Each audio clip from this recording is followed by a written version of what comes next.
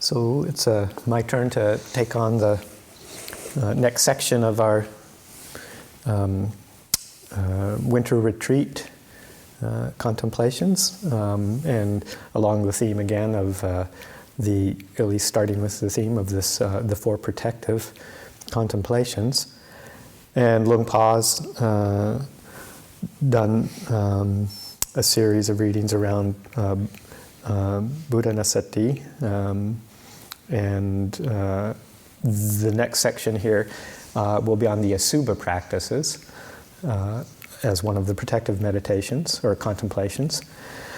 And I thought I'd just give a little bit of background as to where it fits into the contemplative structure, and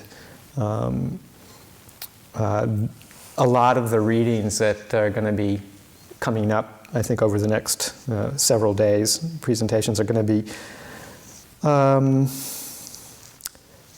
fairly heavily weighted towards the aspect of Asubha practice being for as an antidote to sensual desire. So a lot of the readings are going to be based on the disadvantages of sensual desire. So some of the readings are pretty hard-hitting in a lot of ways. The Buddha doesn't mince too many words when he starts teaching about the disadvantages of the sensual realm, taking our refuge in sensuality. So some of his teachings are very straightforward and pretty graphic. So my attempt is going to be to try and just offer that, and also, but to try and offer a context in how to hold it without moving into aversion, because that could be one of the side effects of heavy doses of Asubha or the disadvantages of sensuality, would be moving into kind of a whole aversive state of mind. And so just to encourage people to reflect on the fact that this is meant to help develop disenchantment and dispassion, and clarity, and leading to reflection and wisdom, not to get involved with a lot of negative images, such that you're finding yourself feeling so disgusted with everything that you just want to kill yourselves, like all of those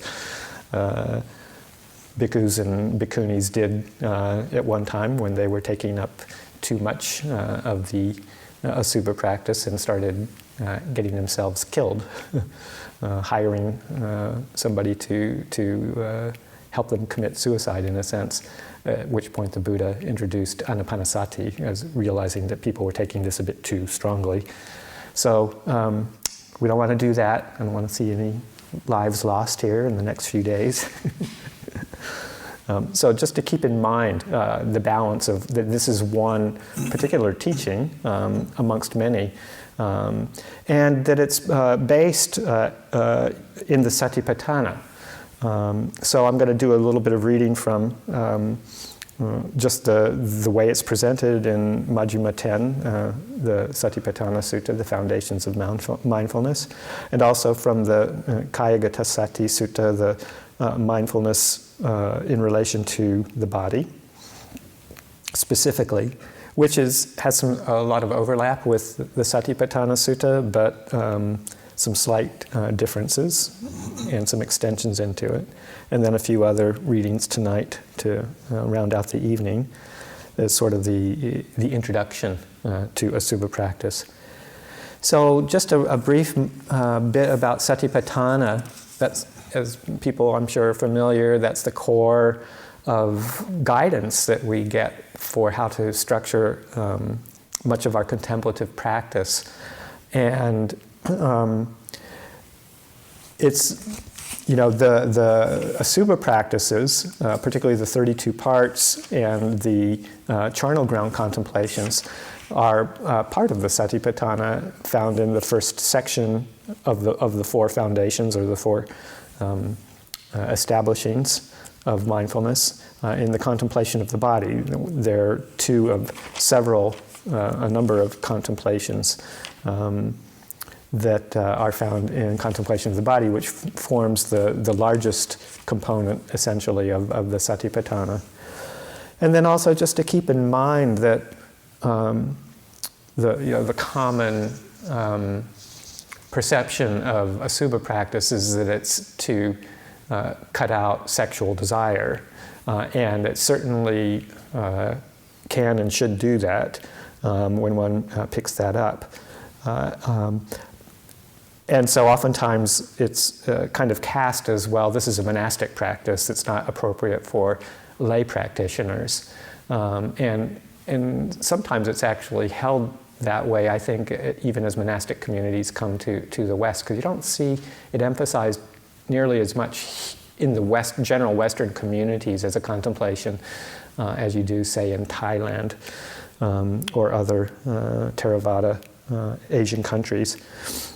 But I've always found it very, very useful, and have had a lot of feedback from the lay community that they also find it very useful and not off-putting. So I've often felt quite happy and free to talk about it and present it as a very important contemplative theme, whether you're monastic or lay, or following a brahmacharya celibate lifestyle, or in the relationship mode, that it's a very useful tool for reducing sensual craving, and also for just developing a sense of coolness and peace of mind, really. It brings a lot of settledness to the mind, and serves as a very good foundation for just allowing the whole mental world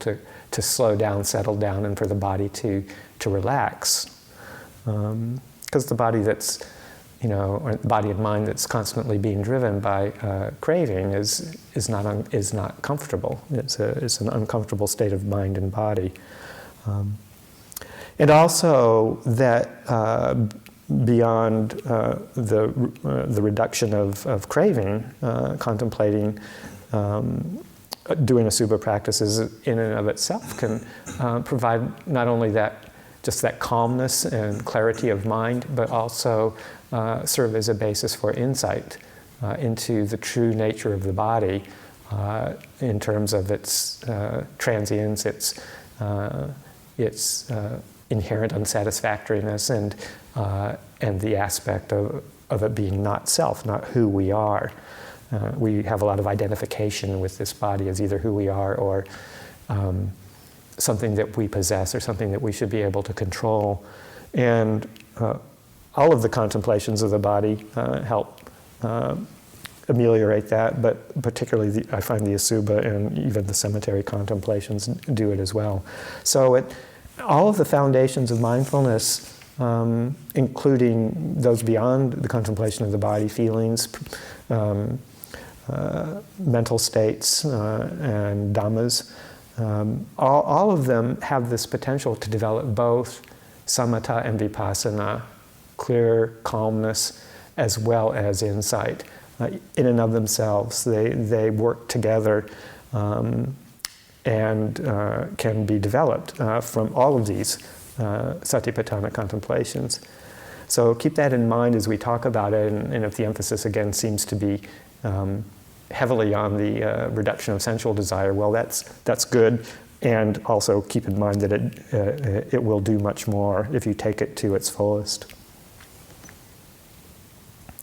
So having just given that bit of direction, I'm just going to start a little bit with some of the Satiapatthana. So the first section in the Satiapatthana Sutta, in the contemplation of the body, I'm not going to go through the whole sutta by any means. I'm just going to summarize and go through a couple of sections here. So The contemplation of the body section has several components to it, including mindfulness of breathing, the 4 postures, full awareness, then the 32 body parts, the 9 charnel ground contemplations, and I missed the elements. In between the 32 parts and the 9 charnel ground come the 4 elements. So, and then, of course, the second section is the contemplation of feeling. The third section, contemplation of mind itself and the various aspects of the states of mind that we can be affected by. And then contemplation of a series of different dhammas, the 5 hindrances, the 5 aggregates, the 6 sense bases, 7 factors of enlightenment, and the 4 noble truths. So knowing that full context of the Satiapatthana and this section on the parts, I'm just going to go ahead and read out the section on what Bhikkhu Bodhi calls foulness, the bodily parts, and Asubha literally meaning not beautiful, not attractive, unattractive. And that starts with, again, bhikkhus, a bhikkhu reviews the same body up from the soles of the feet and down from the top of the hair, bounded by skin, as full of many kinds of impurity. Thus, in the body there are head hairs, body hairs, nails, teeth, skin, flesh, sinews, bones, bone marrow, kidneys, heart, liver, diaphragm, spleen, lungs, intestines, mesentery, contents of the stomach, feces, bile, phlegm, pus, blood, sweat, fat, tears, grease, spittle, snot, oil of the joints, and urine. Just as though there were a bag with an opening at both ends full of many sorts of grain, such as hill rice, red rice, beans, peas, millet, and white rice. And a man with good eyes were to open it and review it thus: this is hill rice, this is red rice, these are beans, these are peas, this is millet, this is white rice. So, too, a bhikkhu reviews the same body as full of many kinds of impurity thus: in this body there are head hairs, body hairs, nails, teeth, skin, flesh, sinews, bones, bone marrow, kidneys, heart, liver, diaphragm, spleen, lungs, intestines, mesentery, contents of the stomach, feces, bile, phlegm, pus, blood, sweat, fat, tears, grease, spittle, snot, oil of the joints, and urine. And just as a footnote, by the way, you see the one that we usually add into the chant, which was added in later teachings, is brain. It was the very last one tacked on the end. In this way, he abides, contemplating the body as a body internally, externally, and both internally and externally. And he abides contemplating the body as both internally and externally. Or else he abides contemplating in the body its nature of arising, or he abides contemplating in the body its nature of vanishing, or he abides contemplating in the body its nature of both arising and vanishing. Or else mindfulness that there is a body is simply established in him to the extent necessary for bare knowledge and mindfulness. And he abides independent, not clinging to anything in the world. That too is how a bhikkhu abides contemplating the body as a body. So that's the basis of our 32 parts contemplation. We chant it fairly often in the morning or evening chanting afterwards. And it forms the basis of our Asubha practice, and will be a little bit later on, a few days, getting the opportunity to see some slides of the 32 parts to help establish a good visual image. More on that later. And then there's the section in the Satiapatthana on elements, and then following that, the 9 charnel ground contemplations. Again, bhikkhus, as though he were to see a corpse thrown aside in a charnel ground, 1, 2, or 3 days dead, bloated, livid, and oozing matter, a bhikkhu compares this same body with it thus. This body, too, is of the same nature. It will be like that. It is not exempt from that fate. In this way, he abides contemplating the body as a body, internally, externally, etc., as in that insight refrain that I just repeated or mentioned a minute ago. That refrain, by the way, goes through all of the teachings periodically, repetitively.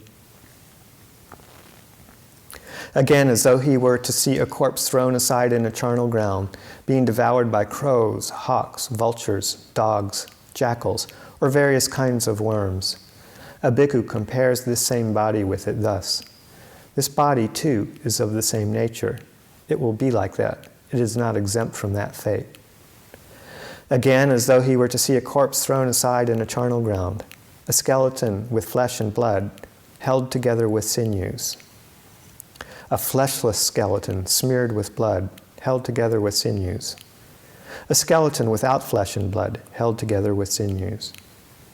Disconnected bones scattered in all directions. Here a hand bone, there a foot bone. Here a shin bone, there a thigh bone. Here a hip bone, there a back bone. Here a rib bone, there a breast bone. Here an arm bone, there a shoulder bone. Here a neck bone. There, a jawbone. Here, a tooth. There, the skull. A bhikkhu compares this same body with it thus. This body, too, is of the same nature. It will be like that. It is not exempt from that fate.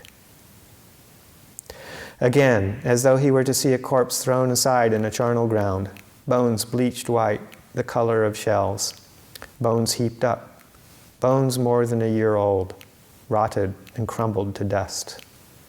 A bhikkhu compares this same body with it thus.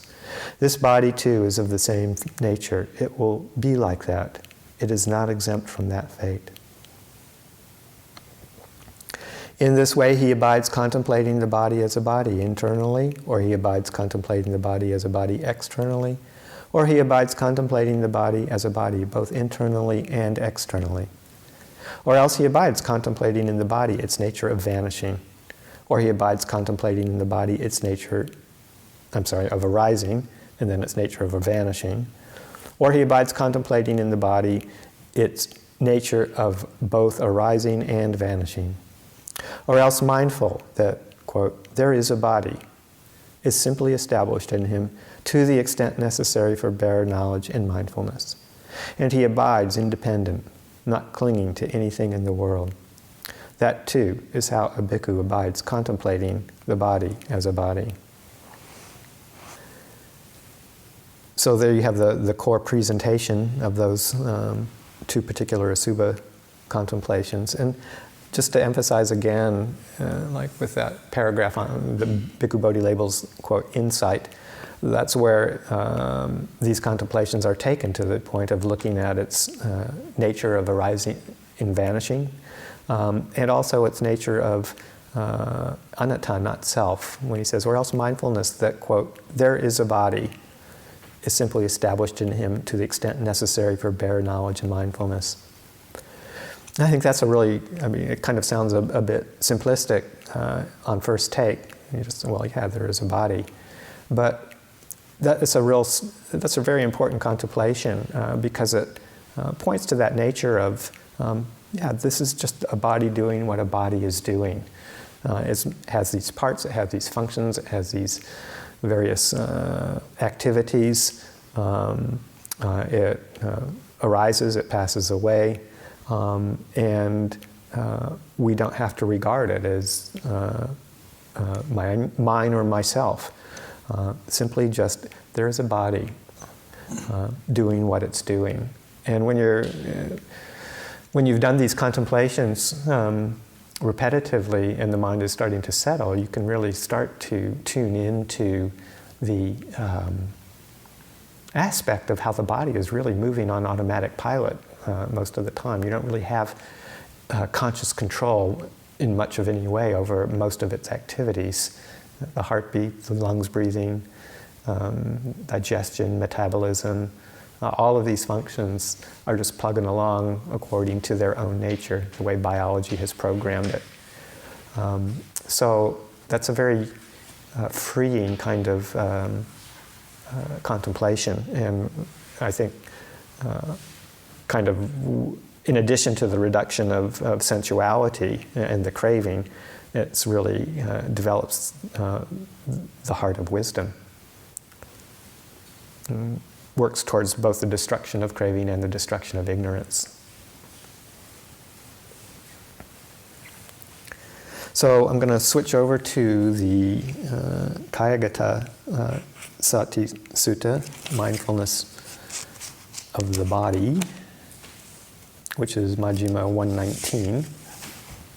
And as I said, there's a lot of overlap there, including the same, essentially the full repetition of the body parts and the charnel ground contemplations, just as they were written or taught in the Satiapatthana. So I won't go through them again. The difference between the two suttas is that the Kayagatasati Sutta doesn't include that insight refrain repetitively at all. It doesn't have it in there at all. But kind of the next step after introducing those contemplations that the Buddha moves more towards is description of the jhanas and moving from these core contemplations of the body, all those contemplations of the body as in the Satiapatthana, then applying them to the development of the samadhi and the calming aspects of it, and collecting the mind together in jhana as opposed to actively developing insight at that point. And then he goes through the standard discussion, or the standard presentation of the jhanas with all of its very lovely ways that the Buddha provides several similes as the bathman's apprentice making bath powder, kneading it until it is soaked and pervades inside and out with water as the first jhana, and then the various descriptions of second, third, and fourth jhana. And I'm not going to go into those either at this point, but move on towards the final couple of sections in this particular sutta that talks about progress through mindfulness of the body, and then the benefits of mindfulness of the body. Bhikkhus, anyone who has developed and cultivated mindfulness of the body has included within himself whatever wholesome states there are that partake of true knowledge. Just as anyone who has extended his mind over the great ocean has included within it whatever streams there are that flow into the ocean, so too, anyone who has developed and cultivated mindfulness of the body has included within himself whatever wholesome states there are that partake of true knowledge. Bhikkhus, when anyone has not developed and cultivated mindfulness of the body, Mara finds an opportunity and a support in him. Suppose a man were to throw a heavy stone ball upon a mound of wet clay. What do you think, bhikkhus? Would that heavy ball find entry into that mound of wet clay? Yes, Venerable Sir. So too, bhikkhus, when anyone has not developed and cultivated mindfulness of the body, Mara finds an opportunity and a support in him. Suppose there were a dry, sapless piece of wood, and a man came with an upper fire stick, thinking, I shall light a fire, I shall produce heat. What do you think, bhikkhus? Could that man light a fire and produce heat by rubbing the dry, sapless piece of wood with an upper fire stick? Yes, Venerable Sir. So too, bhikkhus, when anyone has not developed and cultivated mindfulness of the body, Mara finds an opportunity and a support in him. Suppose there were a hollow, empty water jug set out on a stand and a man came with a supply of water. What do you think, bhikkhus? Could the man pour the water into the jug? Yes, Venerable Sir. So too, bhikkhus, when anyone has not developed and cultivated mindfulness of the body, Mara finds an opportunity and a support in him. Bhikkhus, when anyone has developed and cultivated mindfulness of the body, Mara cannot find an opportunity or support in him. Suppose a man were to throw a light ball of string at a door panel made entirely of heartwood. What do you think, bhikkhus? Would that light ball of string find entry through that door panel made entirely of heartwood? No, Venerable Sir. So too, bhikkhus, when anyone has developed and cultivated mindfulness of the body, Mara cannot find an opportunity or a support in him. Suppose there were a wet, sappy piece of wood, and a man came with an upper fire stick thinking, I shall light a fire, I shall produce heat. What do you think, bhikkhus? Could the man light a fire and produce heat by taking the upper fire stick and rubbing it against the wet, sappy piece of wood? No, Venerable Sir. So too, bhikkhus, when anyone has developed and cultivated mindfulness of the body, Mara cannot find an opportunity or a support in him. Suppose, set out on a stand, there were a water jug full of water right up to the brim so that crows could drink from it, and a man came with a supply of water. What do you think, bhikkhus? Could the man pour the water into the jug? No, Venerable Sir. So too, bhikkhus, when anyone has developed and cultivated mindfulness of the body, Mara cannot find an opportunity or a support in him. Bhikkhus, when anyone has developed and cultivated mindfulness of the body, then when he inclines his mind towards realizing any state that may be realized by direct knowledge, he attains the ability to witness any aspect therein, there being a suitable basis. Suppose, set out on a stand, there were a water jug full of water right up to the brim so that crows could drink from it. Whenever a strong man tips it, would water come out? Yes, Venerable Sir. So too, bhikkhus, when anyone has developed and cultivated mindfulness of the body, then when he inclines his mind towards realizing any state that may be realized by direct knowledge, he attains the ability to witness any aspect therein, there being a suitable basis. Suppose there were a square pond on level ground, surrounded by an embankment, full of water right up to the brim so that crows could drink from it. Whenever a strong man loosens the embankment, would water come out? Yes, Venerable Sir. So too, bhikkhus, when anyone has developed and cultivated mindfulness of the body, he attains the ability to witness any aspect therein, there being a suitable basis. Suppose there were a chariot on even ground at the crossroads, harnessed to thoroughbreds, waiting with a goad lying ready so that a skilled trainer, a charioteer of horses to be tamed, might mount it and take the reins in his left hand and the goad in his right hand, might drive out and back by any road whenever he likes. So too, bhikkhus, when anyone has developed and cultivated mindfulness of the body, he attains the ability to witness any aspect therein, there being a suitable basis.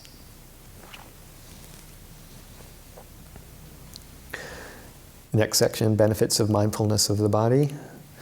Bhikkhus, when mindfulness of the body has been repeatedly practiced, developed, cultivated, used as a vehicle, used as a basis, established, consolidated, and well undertaken, these 10 benefits may be expected. What 10? One becomes a conqueror of discontent and delight, and discontent does not conquer oneself. One abides, overcoming discontent whenever it arises. One becomes a conqueror of fear and dread, and fear and dread do not conquer oneself. One abides, overcoming fear and dread whenever they arise. One bears cold and heat, hunger and thirst, in contact with gadflies, mosquitoes, wind, the sun, and creeping things. One endures ill-spoken, unwelcome words and arisen bodily feelings that are painful, racking, sharp, piercing, disagreeable, distressing, and menacing to life. One obtains at will, without trouble or difficulty, the 4 jhanas that constitute the higher mind and provide a pleasant abiding here and now. One wields the various kinds of supernormal power. One wields bodily mastery, even as far as the Brahma world. With the divine ear element, which is purified and surpasses the human, one hears both kinds of sounds, the divine and the human, those that are far as well as near. One understands the minds of other beings, of other persons, having encompassed them with one's own mind. One understands a mind affected by lust as affected by lust, etc. An unliberated mind is unliberated. One recollects one's manifold past lives, that is, one birth, two births, etc. Thus with their aspects and particulars, one recalls one's manifold past lives. With the divine eye, which is purified and surpasses the human, one sees beings passing away and reappearing, inferior and superior, fair and ugly, fortunate and unfortunate, and one understands how beings pass on according to their actions. By realizing for oneself with direct knowledge, one here and now enters upon and abides in the deliverance of mind, and deliverance by wisdom that are taintless with the destruction of the taints. Bhikkhus, when mindfulness of the body has been repeatedly practiced, developed, cultivated, used as a vehicle, used as a basis, established, consolidated, and well undertaken, these 10 benefits may be expected. This is what the Blessed One said. The bhikkhus were satisfied and delighted in the Blessed One's words. So as you can see, that forms a context of the Asubha contemplations within contemplation of the body, which you probably picked up can take you all the way to liberation and beyond the normal activities of the mind if you want to develop the powers of the mind in that way too. So it's a very full-on, powerful set of practices and teachings. So moving on again back to a little bit more of the Asubha type contemplations, I thought I'd just read a couple of short excerpts from the Girimananda Sutta, which is in the Anguttara Tens, number 60. I won't go through all of the 10 contemplations. I'll just list the 10 contemplations that the Buddha talks about here, but only talk about 2 that are more pertinent to Asubha practice. On one occasion, the Blessed One was dwelling at Sawati in Jeta's Grove, Anathapindika's park. Now on that occasion, the Venerable Girimananda was sick, afflicted, and gravely ill. Then the Venerable Ananda approached the Blessed One, paid homage to him, sat down to one side, and said to him, Bhante, the Venerable Girimananda is sick, afflicted, and gravely ill.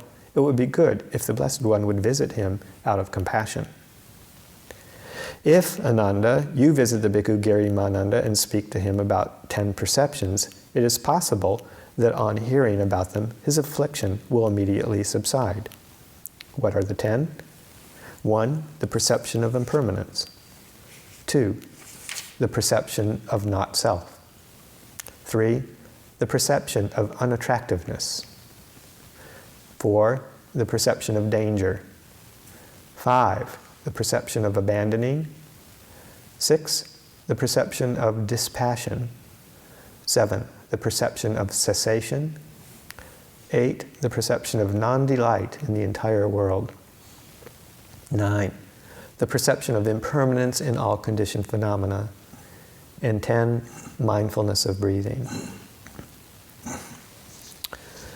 And then the Buddha goes through a more detailed instruction of all of these contemplations, including the final one of mindfulness of breathing with a full exposition of what we know from the Anapanasati Sutta, all of the 16 steps in Anapanasati. He does go through the same 32 parts recitation in the perception of unattractiveness. And then the next section is, and what, Ananda, is the perception of danger? Here, having gone to the forest, to the foot of a tree, or to an empty hut, a bhikkhu reflects thus. This body is the source of much pain and danger, for all sorts of afflictions arise in this body. That is, eye disease, disease of the inner ear, nose disease, tongue disease, body disease, head disease, disease of the external ear, mouth disease, tooth disease, cough, asthma, catarrh, pyrexia, fever, stomachache, fainting, dysentery, gripes, cholera, leprosy, boils, eczema, tuberculosis, epilepsy, ringworm, itch, scab, chickenpox, scabies, hemorrhage, diabetes, hemorrhoids, cancer, fistula, illnesses originating from bile, phlegm, wind, or their combination, illnesses produced by change of climate, illnesses produced by careless behavior, illnesses produced by assault, or illnesses produced as the result of kamma and cold, heat, hunger, thirst, defecation, and urination. Thus he dwells contemplating danger in this body. This is called the perception of danger. So in addition to the 32 body parts, we get a whole list of things that can go wrong with them. And that's a very short list, actually. Just as a footnote, I don't know if people know what catarrh refers to. I think it's just like mucus in the nose. Or gripes. Gripes is like influenza. Oh. Sometimes grip, G-R-I-P-P-E, sometimes it's also translated, yeah. The flu. Because you gripe about it a lot, I don't know. Not sure where it's probably Greek or Latin. So yeah, I mean, contemplating just what can go wrong with all the body parts is part of the contemplations that help give us a more sobering view of how we view the body.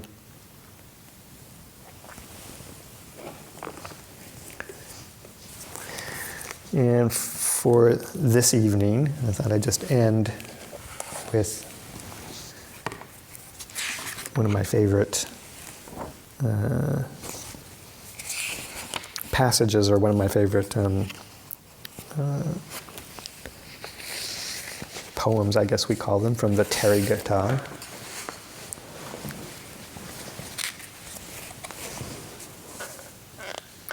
This one is called Subha the Nun, and Subha meaning beautiful, attractive. As Subha the Nun was going through Jiwaka's delightful mango grove, a libertine, a goldsmith's son, blocked her path.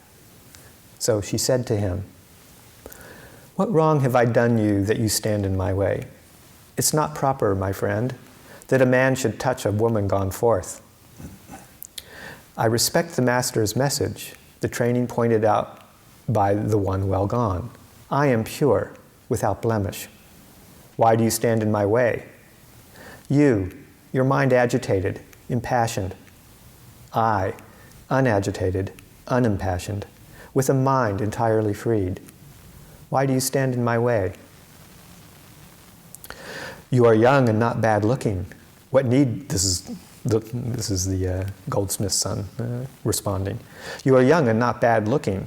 What need do you have for going forth? Throw off your ochre robe. Come, let's delight in the flowering grove. A sweetness they exude everywhere, the towering trees with their pollen. The beginning of spring is a pleasant season. Come, let's delight in the flowering grove. The trees with their blossoming tips moan, as it were, in the breeze. What delight will you have if you plunge into the grove alone?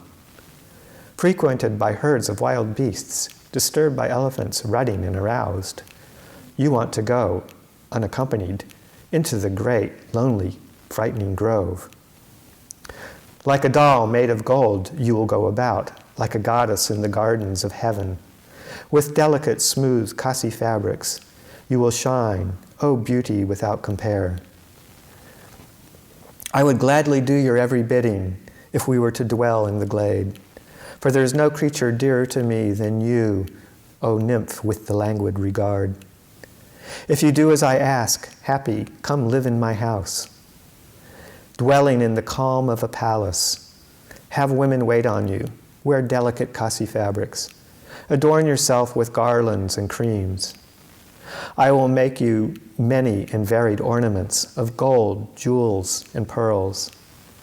Climb onto a costly bed, scented with sandalwood carvings, with a well-washed coverlet, beautiful, spread with a woolen quilt, brand new, like a blue lotus rising from the water, where no human beings dwell. You will go to old age with your limbs unseen, if you stay as you are in the holy life.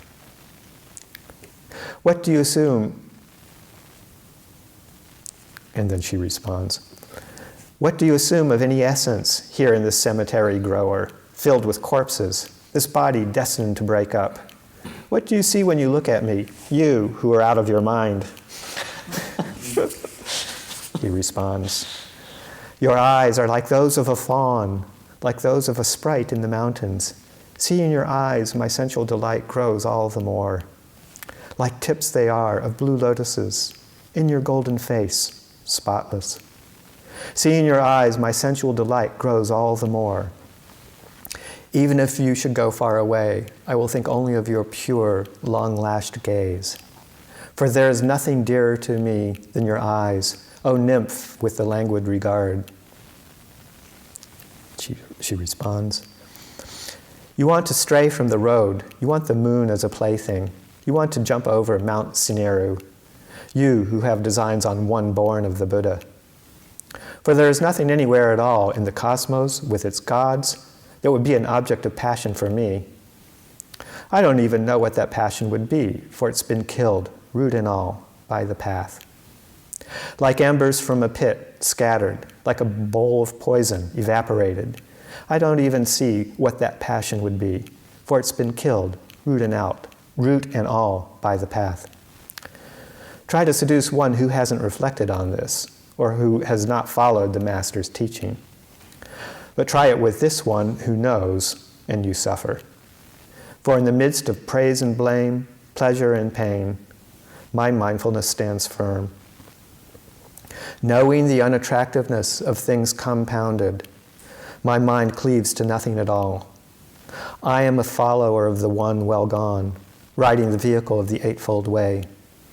My arrow removed, effluent free. I delight, having gone to an empty dwelling.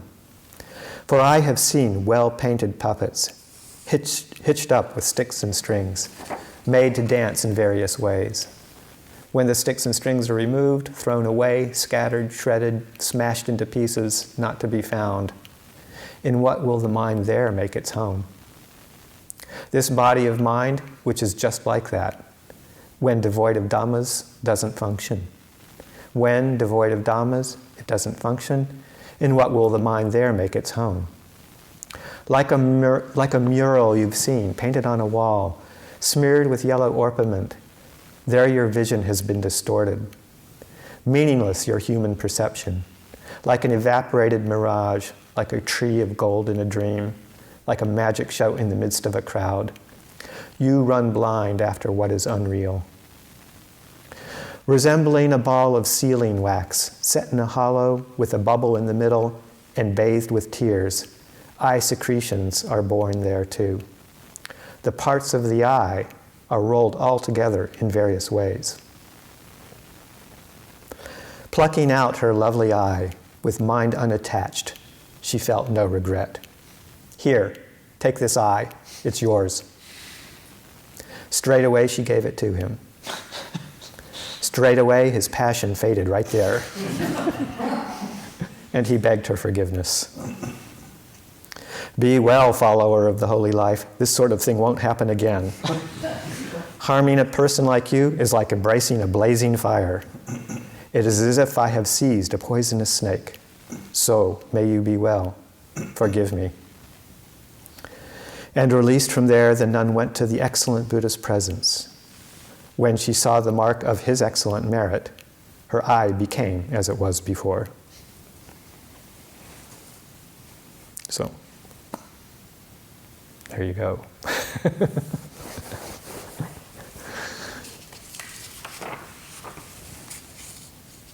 I never tire of that one. It's quite wonderful. It is, isn't it? It just plucks her eye out, and that's what he wants, that's what he gets. And she gets her vision back, too. The Buddha gives her a little magical cure. So, on that note, anybody have any comments or questions? I quite like that one because it's like, it shows that she's contemplated something apart from the 32 parts. Like the 32 parts are just a framework, but she describes the I. Right, like right. She's like actually contemplated it. Yeah, that's true. Yeah, I mean, the 32 parts, that's a good point. The 32 parts are, not meant to be a anatomically complete description of the body. They're whatever the Buddha thought was probably the most useful for a way of presenting this contemplation of the body, Asubha practice. None of the sense organs really are mentioned: eyes, ears, nose, tongue.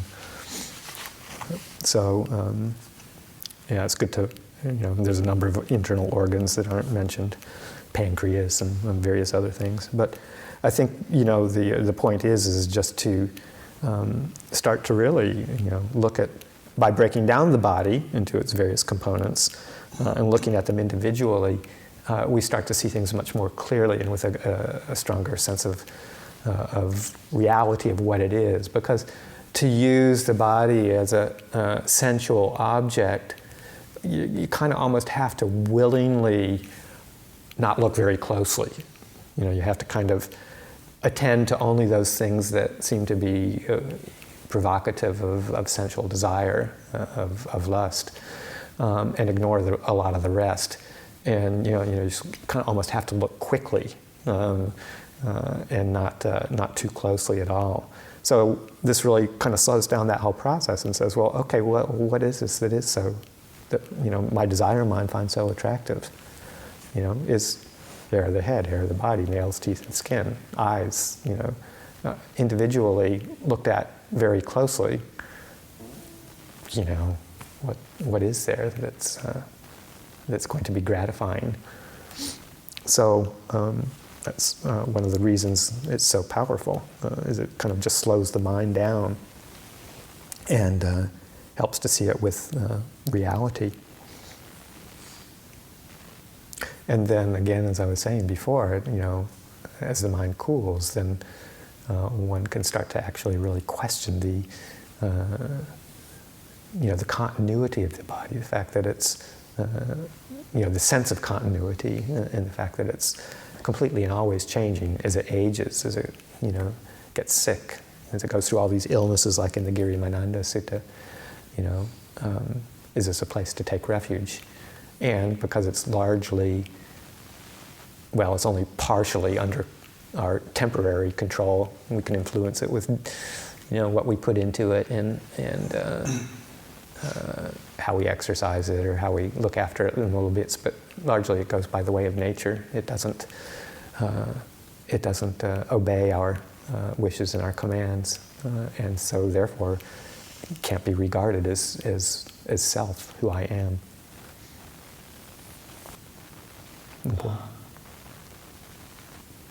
So usually when I hear Asubha talked about, I usually hear it translated in a negative, like foulness or ugliness.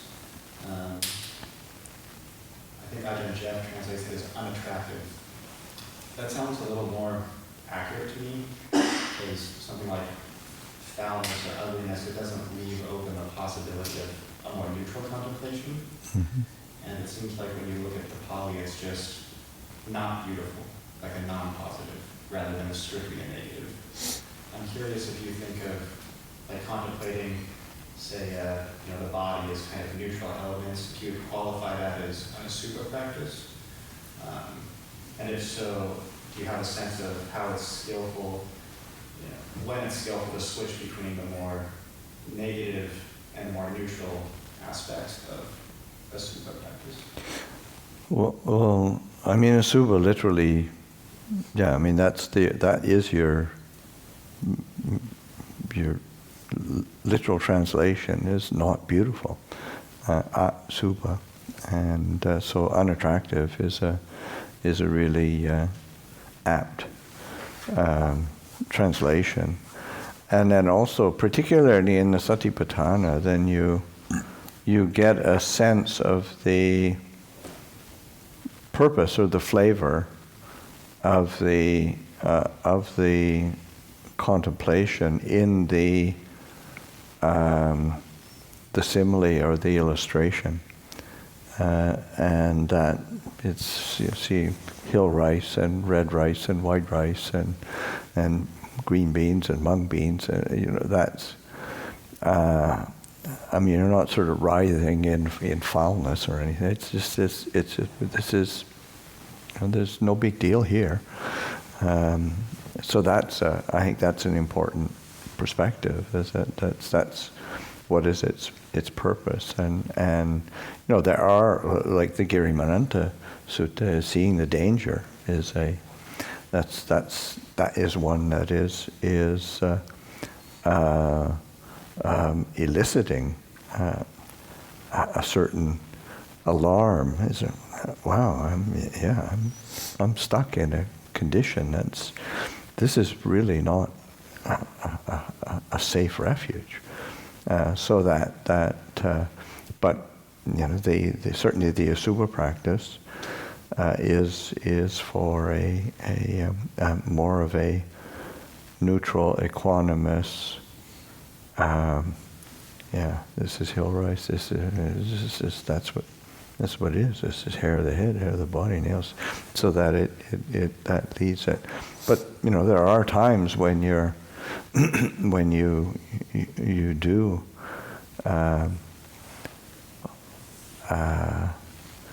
If there's either sort of obsession or fascination or even worry and fear about the body, so why am I worried and obsessed with my body? It's of course it's going to fall apart. Of course it's going to get sick and die. That's what it's made to do. It was never made to do anything else. It wasn't.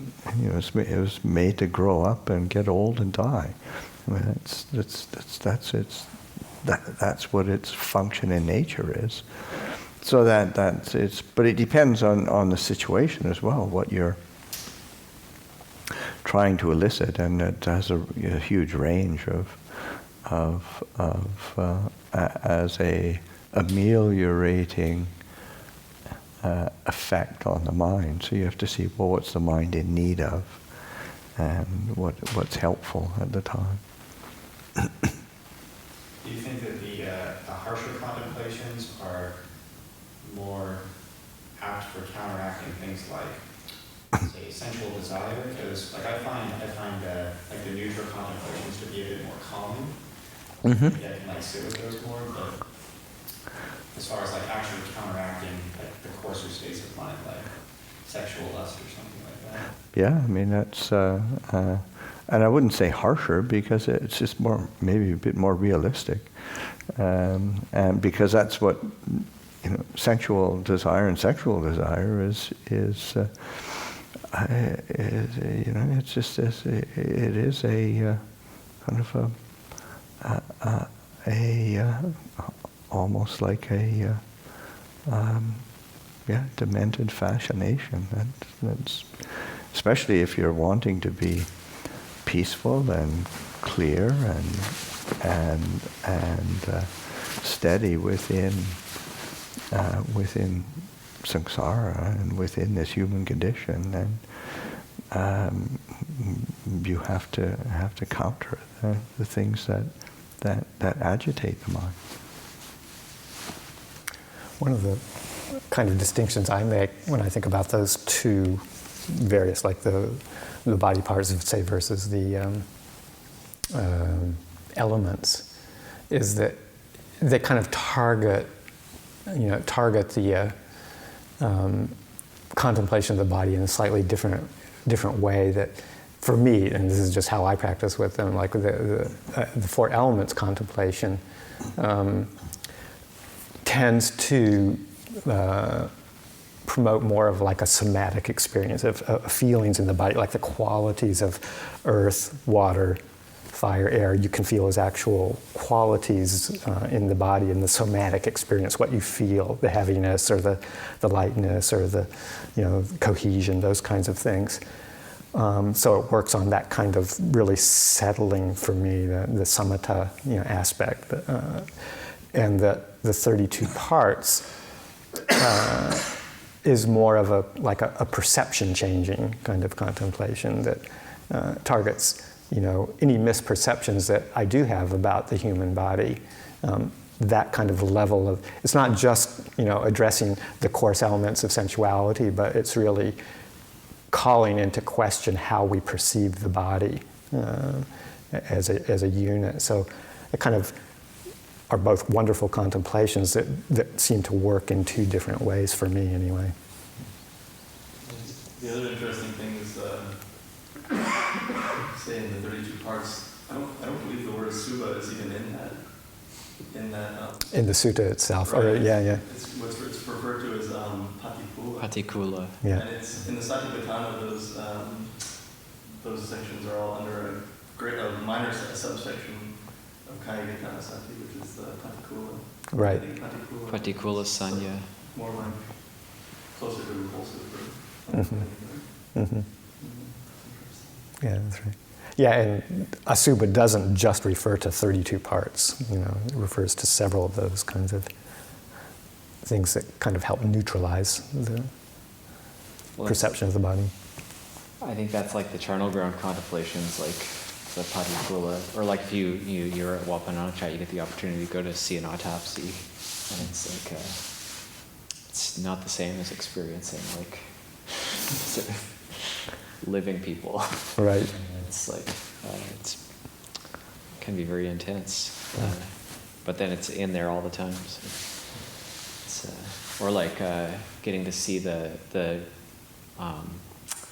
cremation at Wapananachat when the body is cremated, and just like I found that a very strange experience, because we normally, a loved one dies or something, you have grief, but then when you see a cremation or it's somebody you don't know, and it's the same as being at a barbecue. It's like it's meat, and it's like exactly the same as frying hamburgers or whatever. It just like plays with the perception. The smell pervades the forest. Like that's the reality of it. I've noticed sometimes in Asubha that I'm actually quite fascinated with the parts of the body. I remember as a child just like looking at my hands all the time, thinking like looking at the veins and just finding it very interesting, the different colors and things like that. And watching surgeries to me it generates interest, not disinterest. And or like in school when we did dissections, both of animals and humans, it was terribly fascinating. And I'm wondering what I can do with that. The fascination, I guess. Yeah, I mean, I experienced the same thing. We both have a nursing background, have some inclination towards a sense of fascination or a sense of, awe, almost, wonder, because when you really think about it, all of the functions that go together and work in harmony and in connection with each other throughout the whole body, it's really quite amazing, how this actually keeps going and holds together and can do so much and serve as a vehicle. But I don't think that's necessarily bad, but that's not kind of, that kind of interest is on one level of, kind of worldly interest, and it's, a fascination with, how something can be so amazing. But if you just leave it there, then it just becomes, an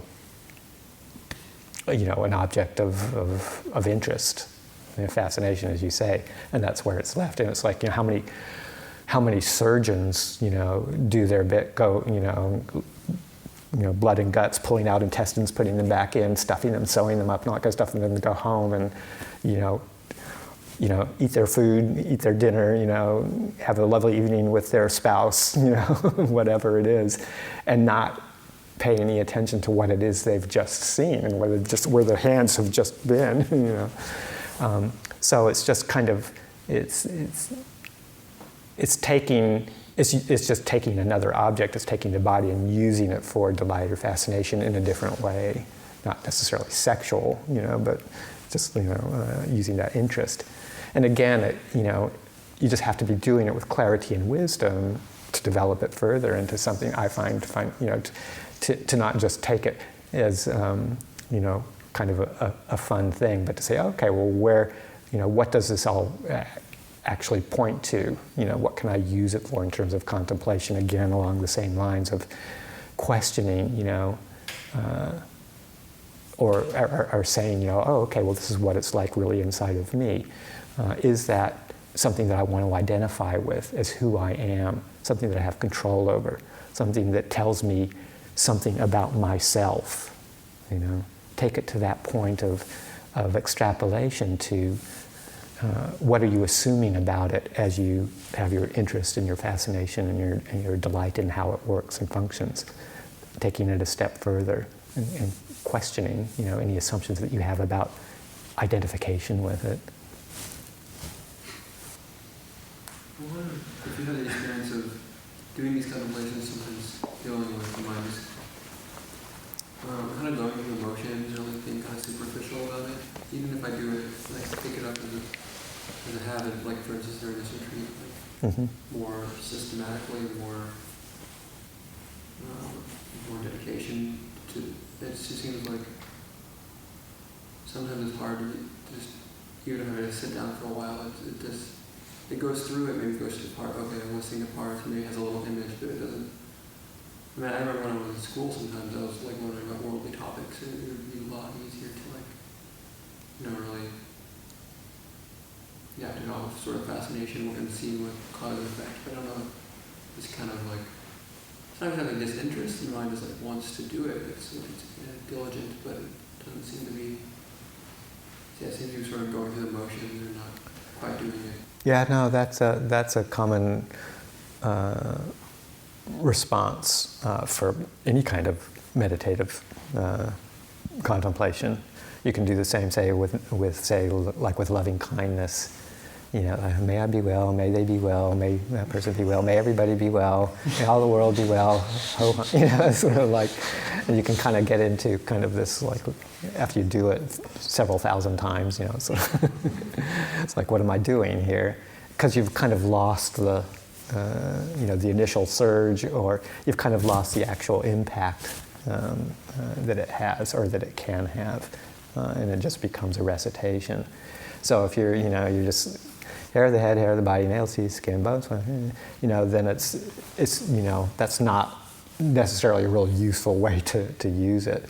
So you have to be creative and find ways to refresh it, and then sometimes let it go and practice with something else. That's why there's 40 kammatthana, 40 contemplations that a person can have. So you have to develop kind of this kit of various practices that you can pull out and use in when the time is needed. But to develop it enough and spend enough time with it so that you have it as a useful tool, so that if there comes an experience or an opportunity or a time when it's something that would be very useful to do, then you've got it as a skill and a technique that you can pull into play when you need to. So really sort of making it as like getting kind of good at it, like, or having some sense of like being skilled in it, making that a goal. Right, and bringing it really into your experience, not just as, it's really great. It can be a very calming thing just to recite them over and over again, and keeps your mind from going on to something less wholesome. But also really developing, whether it's the 32 parts or the charnel ground, all of those do take a bit of development of visualization as a skill, and just to really try and establish a very strong image that you can conjure up. Not everybody's really good at that. Different people have different abilities to visualize. But looking at pictures, which we'll see in a couple of days, slideshow pictures of what the human body's like, taking the opportunity to look at dead animals and really examine them, getting that visual image, and then trying to really superimpose those images inside of yourself and really drawing it into a personal experience. No, this is really, that lump of, muscle that's constantly contracting, but that's happening right here, right now. Can I see that? Can I feel that? And bringing it into a personal experience and developing the tactile sensation as much as you can too. And it's amazing when you really develop it and pay attention, you can actually feel a lot of the body parts if you're very quiet. You can feel some of the internal structures just by where they are, and the pressure and the pulsing and the various energies that move through the body. So there's a lot that can be developed on a real tactile experience as well.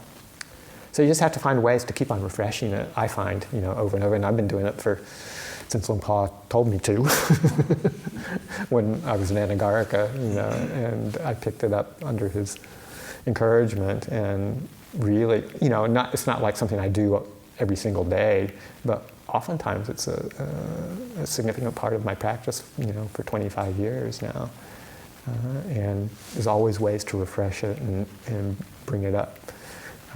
But to make it real, to make it really experiential and not just abstract, conceptual. And then when it's moving into that, work with something else for a while. Any thoughts, Lumpur?